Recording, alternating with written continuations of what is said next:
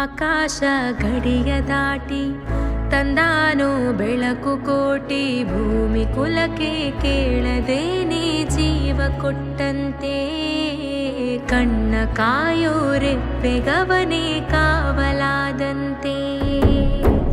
ಮೋಡಾನ ಮಳೆಯ ಮಾಡಿ ನೂರಾರು ಹನಿಯ ಕೂಡಿ, ಕಾದ ನೆಲಕ್ಕೆ ಮುತ್ತ ನೀಡುವ ಜೀವ ಹನಿಯಂತೆ.